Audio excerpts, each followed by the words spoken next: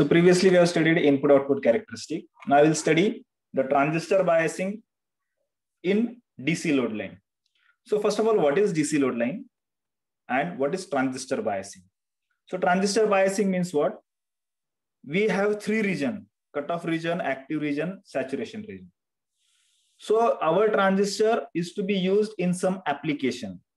So in which application we want our transistor? According to that, we have to apply the voltage. मग आपल्याला transistor हा cut off region मध्ये पाहिजे, saturation region मध्ये पाहिजे की कुठल्या दुसऱ्या रिजन मध्ये पाहिजे. So depending upon that we bias the transistor. मग बायसिंग करणं म्हणजे व्होल्टेज अप्लाय करणं, इनपुट आणि आउटपुटला व्होल्टेज अप्लाय करणं. So when we apply voltage transistor can operate here in this cutoff region, in this saturation region, in this active region. So see, as you can see over here, that if transistor is in cutoff region, the transistor operating जे point आहे, operating point म्हणजे कोणते, तर ICQ current आणि VCEQ voltage. तर हे जे दोन पॅरामीटर्स आहे ट्रान्झिस्टरचे, म्हणजे आउटपुट करंट आणि आउटपुट व्होल्टेज, तर हे जनरली इथे कुठेतरी असते ज्यावेळेस तुमचा ट्रान्झिस्टर हा कट ऑफ रिजन मध्ये आहे. ज्यावेळेस तुमचं ट्रान्झिस्टर सॅच्युरेशन रिजन मध्ये आहे त्यावेळेस तुमचे जे काही करंट आणि व्होल्टेजचे जे व्हॅल्यूज आहे ते इथे कुठेतरी असतील, करंट आणि व्होल्टेजची व्हॅल्यू. आणि ट्रान्झिस्टर ज्यावेळेस ऍक्टिव्ह रिजन मध्ये असेल त्यावेळेस तो जो ही जे दोन पॅरामीटर्स आहेत हे दोन ह्या दोन लाईन्सच्या मध्ये इथे कुठेतरी असेल, इथे कुठेतरी असेल.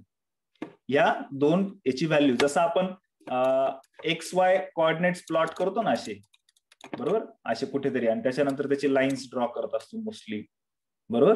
असं काहीतरी फर्स्ट सेकंड थर्ड क्वाड्रंट मध्ये ज्यावेळेस आपण कुठलेही ग्राफ प्लॉट करतो, बरोबर.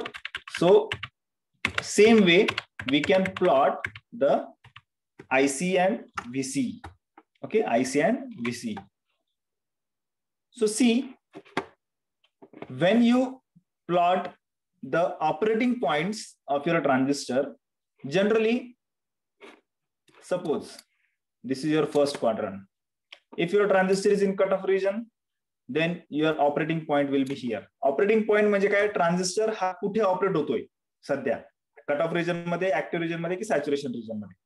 जर ट्रान्झिस्टर तुमचा सॅच्युरेशन रिजन मध्ये ऑपरेट होत असेल तर ऑपरेटिंग पॉईंट हा इथे असणार आहे, ऑपरेटिंग पॉईंट इथे. ज्यावेळेस तुमचं ट्रान्झिस्टर हा कट ऑफ ऍक्टिव्ह रिजन मध्ये असेल त्यावेळेस ट्रान्झिस्टरचं पॉईंट इथे असेल, एकतर इथे असेल, कारण की हा पूर्ण रिजन आहे ना ऍक्टिव्ह रिजन.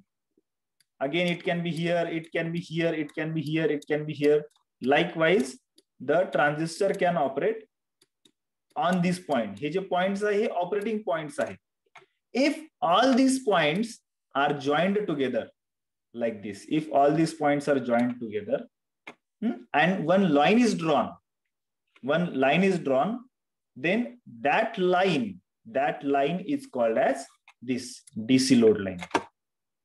हे सगळे काय ऑपरेटिंग पॉइंट्स आहे. हे बघा, हे A, P, Q, R, B हे सगळे काय ऑपरेटिंग पॉइंट आहे ट्रान्झिस्टरचे. म्हणजे ट्रान्झिस्टर कुठे ऑपरेट होतोय, म्हणजे हा जर P पॉइंट घेतला तर P पॉइंटला करंट किती आहे, 50 मिली अँपिअर. व्होल्टेज किती आहे, 2 व्होल्ट. Q पॉइंटला करंट किती आहे, 40 मिली अँपिअर, आणि व्होल्टेज किती आहे, 3 volt. So every point has some parameter, त्याचे काहीतरी व्हॅल्यूज आहेत त्या पॉइंटच्या. सिमिलरली जर असे सगळे ऑपरेटिंग पॉइंट जर मी अटॅच केले एकमेकांना एका लाईनने, तर जी लाईन तयार होते त्याला डीसी लोड लाईन म्हणतात. तिला काय म्हणतात, DC load line. Why it is called as DC load line? Because it is called as DC load line. There is one reason for it, that these all points are drawn under the DC values. कारण की हा जो IC current आहे आणि VC voltage आहे हे सगळे काय आहे, DC व्हॅल्यूज आहे, DC. So they are operated under DC voltage. And why it is called as load line? Because our output resistance is your RC. Output resistance काय, RC. Circuit जर व्यवस्थित बघितलं तर आउटपुट रेजिस्टन्स आहे RC. आणि ही जी line आहे इथे, जी ही line आपण ड्रॉ केली, या लाईनला काहीतरी स्लोप आहे. बरोबर ना, या लाईनला काय आहे, स्लोप आहे. पण तो स्लोप रायझिंग आहे का फॉलिंग आहे? स्लोप रायझिंग आहे की फॉलिंग आहे? फॉलिंग. सर फॉलिंग आहे. Means it's slope is negative. Slope value काय आहे, निगेटिव्ह आहे. सो त्याचा जो स्लोप आहे, त्या स्लोपची व्हॅल्यू आहे 1/RC. जो आरसी आपला रेजिस्टन्स आहे ना, जो आउटपुटला आहे सर्किटमध्ये, सर्किट बघा सी कॉन्फिगरेशन ओपन करून, तो स्लोप आहे -1/RC. पण आरसी काय आहे, तर आरसी हा आउटपुट रेजिस्टन्स आहे. आउटपुट रेजिस्टन्स म्हणजेच load. So that's why it is called as load line. Load line का म्हणतात, कारण की त्याचा जो स्लोप आहे, हा जो स्लोप आहे तो डाऊनवर्ड आहे. तो किती आहे, -1/RC. आरसीच्या व्हॅल्यू वर डिपेंड आहे तो, बरोबर. मग आरसी जसा सिलेक्ट कराल तसा त्याचा स्लोप डिसाइड होणार आहे. हे प्रॅक्टिकली कॅल्क्युलेट केलेल्या गोष्टी बरं का सायंटिस्ट लोकांनी. So it is -1/RC where RC is load.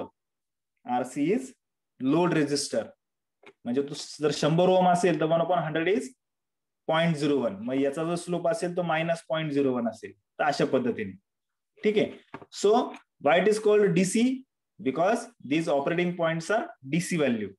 डीसीच्या under ते कॅल्क्युलेट केलेले. Why it is called AC load, because its slope is -1/RC. हे कॅल्क्युलेटेड गोष्टी आहे, त्याच्यामुळे हे काय आपण ओव्हरली सांगतोय असं नाहीये, दे आर कॅल्क्युलेटेड थिंग्स.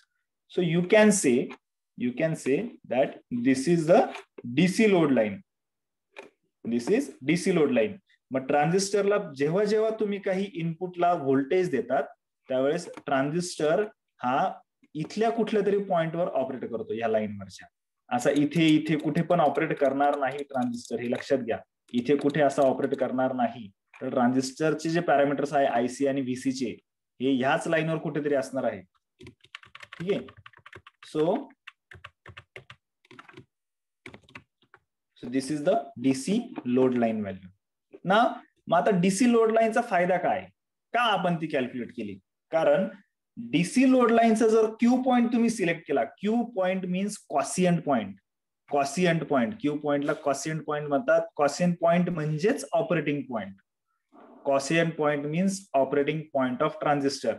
म्हणजे ट्रान्झिस्टर आता कुठल्या रिजन मध्ये वर्क करतोय हे कोण सांगतं, तर क्यू पॉइंट सांगतो. मग क्यू पॉइंट जर सपोज इथे कुठेतरी असेल, हा जर क्यू पॉइंट इथे कुठेतरी असेल तर ट्रान्झिस्टर हा कट ऑफ रिजन मध्ये असेल. क्यू पॉइंट जर इथे कुठेतरी असेल तर ट्रान्झिस्टर हा सॅच्युरेशन रिजन मध्ये असेल. क्यू पॉइंट जर या लाईनवर कुठेतरी असेल तो ऍक्टिव्ह रिजन मध्ये आहे, बरोबर. मग ऍक्टिव्ह रिजन मध्ये ट्रान्झिस्टर हा ऍज अ ऍम्प्लिफायर यूज होतो. पण लक्षात घ्या, क्यू पॉइंट हा ऍक्टिव्ह रिजन मध्ये कुठेही असला तरी तो ऍम्प्लिफिकेशन देईल, पण प्रॉपरली देणार नाही. ते कसं देईल ते आपण नेक्स्ट लेक्चर मध्ये बघणार आहे. तर क्यू पॉइंट हा जर तुम्हाला ऍम्प्लिफायर म्हणून युज करायचा असेल तर क्यू पॉइंट हा कायम इथे लाईनच्या सेंटरलाच पाहिजे. सेंटरवरून जर तो इकडे किंवा इकडे डिफ्लेक्ट झाला तर आउटपुट हे खराब मिळतं. ऍम्प्लिफाईड मिळेल पण खराब मिळेल. ते कसं मिळेल ते आपण नेक्स्ट लेक्चरला बघणार आहे. So what is Q point? Tell me, what is Q point?